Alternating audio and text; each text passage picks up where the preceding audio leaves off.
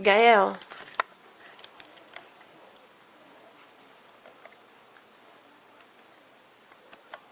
Gael. Filho.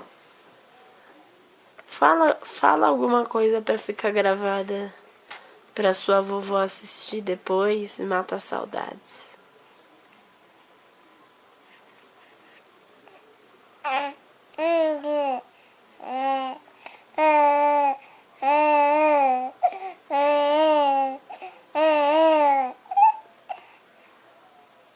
Ah, é?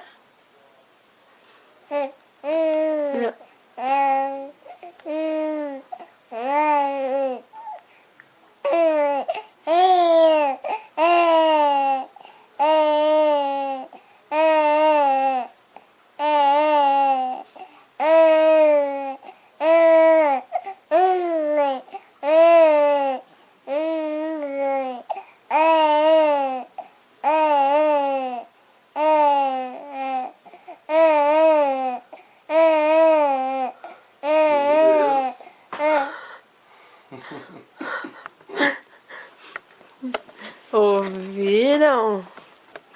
Falou sem parar, hein, filho? Que mais?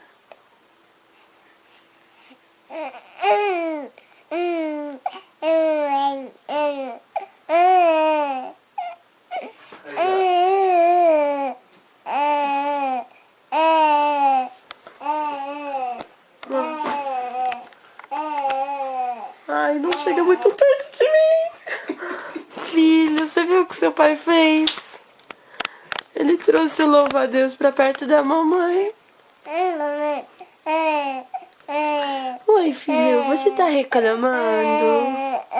É. O que você quer, filho?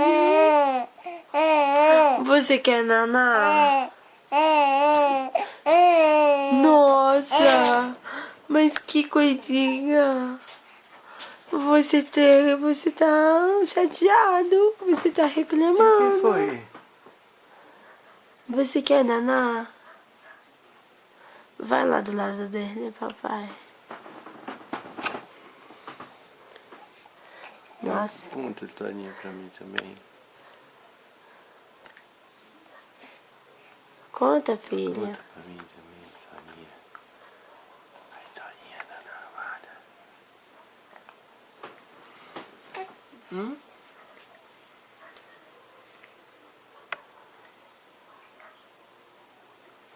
Ele é tímido. É? Ele não gosta de falar quando tem muita gente olhando pra ele. Mas você tava falando tanto aqui agora. Não é tão tímido.